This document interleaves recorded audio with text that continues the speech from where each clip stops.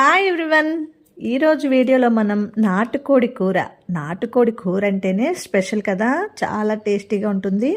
అందులో నేను ఈరోజు చేసేదైతే పందెం కోడి పుంజు కర్రీ అనమాట. దాని కాంబినేషన్గా రాగి సంగటి, రాయలసీమ స్పెషల్ అయినటువంటి రాగి సంగటి అనేది ఈ రెండింటి కాంబినేషన్లో అయితే టేస్ట్ అయితే సూపర్ ఉంటుందండి. ఈ స్పెషల్ కర్రీతో కాంబినేషన్ అయితే రైస్ కన్నా కూడా రాగి సంగటి అయితే సూపర్ ఉంటుందన్నమాట. ఈ రెండింటి కాంబినేషన్లో టేస్ట్ అనేది అల్టిమేట్ అనమాట, చాలా టేస్టీగా ఉంటుంది. ఈ కర్రీని నేను ఎలా కుక్ చేస్తాను, ఏ మసాలాలు వేస్తే అంత టేస్టీగా కుదురుతుందో, ముఖ్యంగా ఈ రాగి సంగటిలోకి అయితే ఈ టేస్ట్ అయితే సూపర్ ఉంటుందన్నమాట. రాగి సంగటి కూడా నేనైతే ఎలా చేస్తానో తప్పకుండా ఈ వీడియోలో వాచ్ చేయండి, చాలా టేస్టీగా కుదురుతుంది, అలాగే సూపర్ ఉంటుందన్నమాట. మీకు కూడా తప్పకుండా నచ్చుతుంది. ఈ వీడియో కనుక ఫుల్గా చూడండి. ఇది పందెం కోడి పుంజు మాంసం అనమాట. ఇది నేను 1 కేజీ మాత్రమే తీసుకున్నానండి కర్రీ కోసం. అయితే దీన్ని నీట్గా కడిగేసి ఇలాగైతే పెట్టుకున్నాను అనమాట. దీనిలో మసాలాలు ఏవేవి వేస్తానో చూద్దాము. దీంట్లో మసాలా అనేది ఎక్కువగానే పడుతుందనమాట, పుంజు మాంసం కాబట్టి. అల్లం 4 ఇంచుల దాకా తీసుకున్నాను. అలాగే గ్రేవీ థిక్గా ఉండటం కోసం 1 గుప్పెడు జీడిపప్పు తీసుకోండి. అలాగే వెల్లుల్లి రేఖలు ఒక మీడియం సైజువి 1.5 తీసుకోండి. అలాగే పచ్చి కొబ్బరి అనమాట. ఇది నేను 1 పావు ముక్క అయితే తీసుకున్నాను చిప్పలో. అలాగే అనాస పువ్వులు 2 రేఖలు, అలాగే లవంగాలు కేజీకి 6 లవంగాలు అయితే తీసుకున్నాను. అలాగే 3 ఇలాచి, అలాగే 2-3 ఇంచుల దాల్చిన చెక్క, 1 స్పూన్ జీలకర్ర, వీటితో పాటు 2 స్పూన్ల దాకా ధనియాలు తీసుకున్నాను అనమాట. వీటిని అయితే మెత్తగా పేస్ట్ లాగా గ్రైండ్ చేసుకుంటాను. అలాగే ఆనియన్స్ మీడియం సైజు 3 సన్నగా తరిగాను. అలాగే పచ్చిమిర్చి 4-5 చీలికలుగా ఇలాగా కట్ చేసి పెట్టుకున్నాను. ముందైతే ఈ మసాలా అనేది మనం మెత్తగా వాటర్ పోసి మెత్తటి పేస్ట్ లాగా చేసుకుందామండి, బాగుంటుంది. అలాగే నేను కుక్కర్లో కుక్ చేస్తున్నాను. ఈ పందెం పుంజు అనేది చాలా గట్టిగా ఉంటుంది కాబట్టి కుక్కర్లోనే కుక్ చేస్తున్నాను అనమాట. దీనిలో నేను ముందుగా 100 గ్రామ్స్ పైన ఆయిల్ వేసుకున్నాను. ఫస్ట్ అయితే ఆయిల్లో ఉల్లిపాయలు పచ్చిమిర్చి వేసి 1/2 స్పూన్ దాకా పసుపు అనేది వేసుకొని, వీటితో పాటు సాల్ట్ కూడా తగినంత వేసి ఈ ఆనియన్స్ అనేవి చక్కగా వేగేంత వరకు వేయించుకోండి. ఇలాగా బాగా కలర్ వచ్చేంత వరకు అయితే వేయించుకుంటే టేస్ట్ బాగుంటుంది అనమాట ఈ కర్రీలో. అలాగే దీనిలోనే కొంచెం పుదీనా అలాగే కొత్తిమీర కూడా వేసుకుంటున్నాను. ఇది ఆయిల్లో ఫ్రై అయితే మంచి ఫ్లేవర్ వస్తుంది. ఆ చికెన్కి ఫ్లేవర్ పట్టి చాలా టేస్టీగా ఉంటుంది అనమాట. ఇలా వేయించుకోండి. తర్వాత ఈ కడిగి పెట్టుకున్న ఈ చికెన్ అనేది ఇందులో యాడ్ చేసేస్తున్నాను నేను. దీన్ని మనం మీడియం ఫ్లేమ్ అనేది పెట్టుకొని ఇలాగా మిక్స్ చేసుకోండి. హై ఫ్లేమ్ పెట్టకుండా మీడియం ఫ్లేమ్లో ఈ ప్రాసెస్ అంతా చేసుకోండి. ఇలాగా మిక్స్ చేసుకున్న తర్వాత దీనిలోంచి వాటర్ అనేది రిలీజ్ అవుతుంది, చూసారా, ఇలాగనమాట. ఈ వాటర్ కొంచెం దగ్గరకు అయ్యేంత వరకు ఉంచి తర్వాత 1.5 స్పూన్ దాకా నేను కారం అనేది యాడ్ చేస్తున్నాను. కారం చాలా ఎక్కువగా వేస్తేనే ఈ కర్రీ బాగుంటుంది అనమాట. 1.5 స్పూన్ అయితే నేను వేసుకున్నాను అనమాట, పెద్ద స్పూను. దీన్ని కూడా ఇలాగా మిక్స్ చేసేసుకోవాలి. దీనిలో వాటర్ అనేది మనకి హైలో పెడితే వాటర్ అంతా కూడా ఇంకిపోతుంది అనమాట. హై ఫ్లేమ్ పెట్టకుండా మీడియం ఫ్లేమ్లోనే ఈ ప్రాసెస్ అంతా చేసుకోండి. ఇలాగా వాటర్ అనేది రిలీజ్ అయ్యి చికెన్ అనేది మనకి కొంచెం కుక్ అవుతూ ఉంటుందన్నమాట. ఇలా ఈ వాటర్ కొంచెం దగ్గరకు అయ్యేంత వరకు ఇలాగా ఉడికించుకోండి.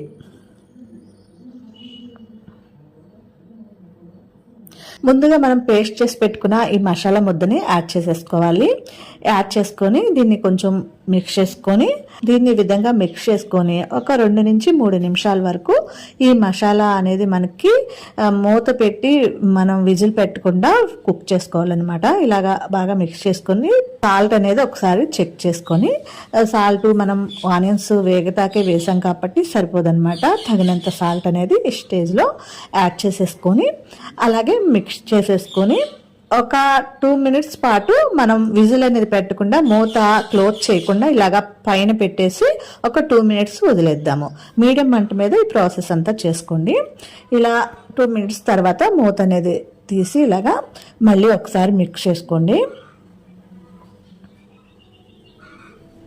ఇలాగ కొంచెం ఎగిరినట్టుగా అనిపిస్తుంది కదా, ఇప్పుడు మనం వాటర్ అనేది యాడ్ చేసుకోవాలన్నమాట. మనం మసాలా వేసిన వెంటనే కనుక వాటర్ యాడ్ చేస్తే పచ్చి పచ్చిగా అంత టేస్టీగా అనిపించదు అనమాట.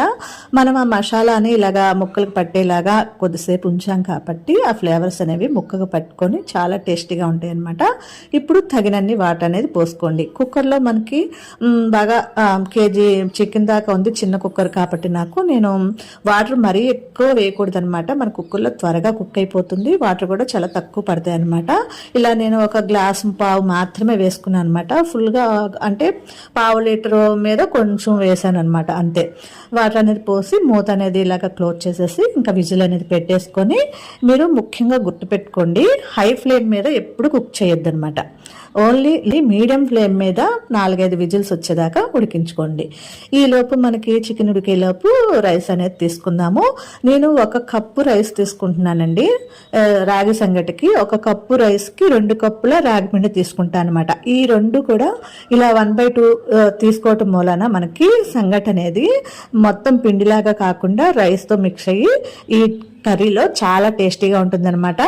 మనము ఎప్పుడు డైలీ తినే వాళ్ళకైతే మనకి ఎలా ఓన్లీ రాగిపిండి వేసుకున్నా కూడా టేస్టీగానే ఉంటుందండి. కానీ మనం అప్పుడప్పుడు తీసుకుంటాం కాబట్టి మనకి ఇలా రైస్ ఇలా 1/2 ఉంటేనే టేస్ట్ అనేది చాలా బాగుంటుందన్నమాట. అందుకోసమే అలా బియ్యాన్ని కడిగి పక్కన పెట్టుకొని కొంచెం వాటర్ పోసి నానబెట్టుకున్నాను. ఈలోపు మనం ఎసరు అనేది పెట్టుకుందాము. మనం బియ్యాన్ని కొలతలోకి తీసుకోకుండా వాటర్కి రాగిపిండికి 1 కప్పు రాగిపిండికి 4 కప్పులు అయితే నేను పోసుకుంటున్నాను అనమాట. 4 నుంచి 5 దాకా పోసుకోవచ్చండి. ముందైతే నేను 4 కప్పులు చొప్పున 8 కప్పులు మాత్రమే నేను వాటర్ అనేది యాడ్ చేస్తున్నాను.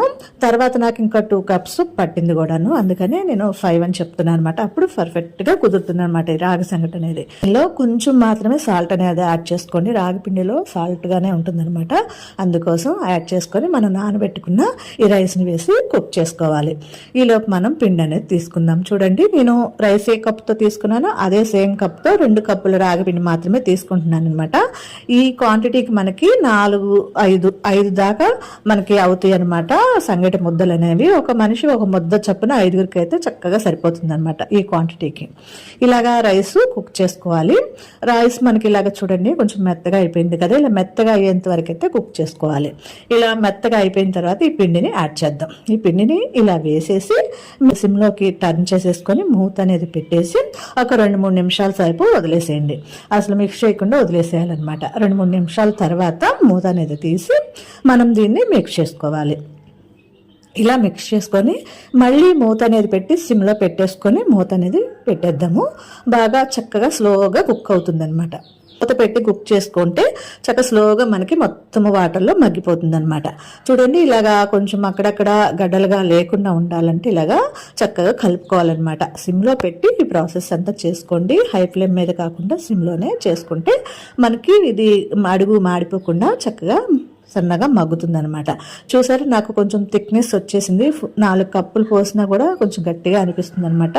మరీ గట్టిగా ఉన్న రాగి సంగటి టేస్టీగా ఉండదు అనమాట. లూజ్గా ఇట్లాగా చేస్తేనే టేస్టీగా ఉంటుంది. మళ్ళీ నేను 2 కప్పుల దాకా వాటర్ అనేది వేసుకున్నాను అనమాట. హాట్ వాటర్ వేయాల్సిన లేదండి, చాలా వేడిగా ఉంటుంది ఇది మిక్స్ చేసేటప్పుడు. మనం కూల్ వాటర్ వేసుకున్నా కూడా మిక్స్ అయిపోతుంది అనమాట, ఏమీ పర్వాలేదు. ఇలాగ వాటర్ అనేది నేను మళ్ళీ వేసుకొని ఇలాగా జారుగా చక్కగా దీన్ని కలుపుకుంటూ గంటిని ఇలాగ రివర్స్లో పట్టుకొని మిక్స్ చేస్తే మనకి చక్కగా మిక్స్ అయిపోతుంది అనమాట. లేదనుకుంటే పప్పు గుత్తి కాడ ఉంటుంది కదా, దాంతో కూడా మిక్స్ చేసుకోవచ్చు అనమాట. తెడ్డులాగా దాంతో కూడా మిక్స్ చేసుకోవచ్చు అనమాట. నేనైతే ఇలాగా గంటిని రివర్స్లో పట్టుకొని ఇలాగా మిక్స్ చేస్తాను అనమాట. చాలా బాగా మిక్స్ అయిపోతుంది. చూడండి, చక్కగా స్టిక్కీగా మనకి ఈ రాగి సంగటి అనేది రెడీ అయిపోతుంది అనమాట. అంతేనండి. ఇంకా దీన్ని మనం స్టవ్ ఆఫ్ చేసేసుకొని తరి కొంచెం చల్లారిన తర్వాత దీన్ని ముద్దల్లాగా చుట్టి పక్కన పెట్టుకుందాము. ఈలోపు మనకి ప్రాసెస్ అయ్యేలోపు మనకి కర్రీ అనేది కుక్ అయిపోయింది అనమాట. 4 నుంచి 5 విజిల్స్ దాకా నేను వేసుకున్నాను. ఇలాగా చక్కగా కుక్ అయిపోయిందండి. చూడండి, చూస్తుంటేనే మంచి స్మెల్ వస్తుంది, టేస్టీగా కూడా ఉంటుందన్నమాట. చూడండి, చక్కగా మనకి సరిపడా గ్రేవీ కూడా వచ్చింది కదా. ఇలా ఉంటే సరిపోతుంది అనమాట. ఫైనల్గా దీనిలో కొంచెం కొత్తిమీర అలాగే సాల్ట్ ఒకసారి చెక్ చేసుకొని మనం యాడ్ చేసేసుకుంటే అయిపోయినట్టే అనమాట. అంతేనండి. ఇంకా ఇలా మిక్స్ చేసేసుకొని మనం ఈ రాగి సంగటిలోకి టేస్ట్ చేద్దాం. చూడండి పీస్ అండి, చికెన్ కూడా మనకి చక్కగా మెత్తగా కుక్ అయిపోతుంది అనమాట. మరీ మెత్తగా ఉడికినా బాగోదు, అలాగని గట్టిగానో బాగోదండి. చికెన్ నాటు కోడి మాంసం ఏదైనా కూడా ఇలా ఉడికితే సరిపోతుంది అనమాట. 4-5 విజిల్లు వేయించుకుంటే ఇలా కుక్ అవుతుంది. ఇంకా మనం రాగి ముద్ద అనేది చుట్టేసుకుందామండి. ఇలాగా ఒక ప్లేట్లోకి తీసేసుకొని చేతిని ఇలాగా వాటర్లో తడుపుకొని మనము ఇలాగా ముద్ద అనేది ఈజీగా చుట్టేసుకోవచ్చు అనమాట. చక్కగా ఇలాగా ముద్ద అయిపోతుందండి. చూడండి నేను చేసినట్టుగా ట్రై చేయండి, చాలా ఈజీగా అయిపోతుంది. మనకి బాగా వేడి అనిపించిందంటే కొంచెం వాటర్లో చెయ్యి డిప్ చేసుకొని ఇలాగా చుట్టేసుకోవటమేనమాట, అంతే. ఇలాగా నాకు ఈ క్వాంటిటీ పిండికి 5 ముద్దలు అయితే అయ్యాయి అనమాట. మనిషికి ఒక ముద్ద చొప్పున 5గురికి చక్కగా తినేయచ్చు హ్యాపీగా. ఈ కర్రీతో కలిపి టేస్ట్ చేయొచ్చు అనమాట. ఇలాగా ముద్దలన్నీ చుట్టేసుకొని ఇంకా మనం ఉడికించుకున్న ఈ పందెం కోడి కర్రీని టేస్ట్ చేస్తే ఉంటుందండి, సూపర్ ఉంటుంది. తప్పకుండా మీరు కూడా నేను చేసినట్టుగా ఒకసారి ట్రై చేసి చూడండి, చాలా టేస్టీగా ఉంటుంది. ఈ రాగి సంగటి అనేది మన హెల్త్కి, బోన్స్ కూడా చాలా మంచిది కదా. అప్పుడప్పుడు ఇలాగా టేస్ట్ చేయండి. రాగి సంగటి అలాగే పందెం కోడి పుంజు కూర రెడీ అయిపోయిందండి. స్మెల్ అయితే సూపర్ వస్తుందన్నమాట. మీకు కూడా తప్పకుండా నచ్చుతుంది. ఈ వీడియో కనుక మీకు నచ్చినట్టయితే లైక్ చేయండి, షేర్ చేయండి, అలాగే మన ఛానల్ని సబ్స్క్రైబ్ చేసుకోండి ఫ్రెండ్స్. పక్కనే ఉన్న బెల్ ఐకాన్ని కొట్టండి, అలాగే ఆల్ అనే నోటిఫికేషన్ నొక్కండి. Thank you.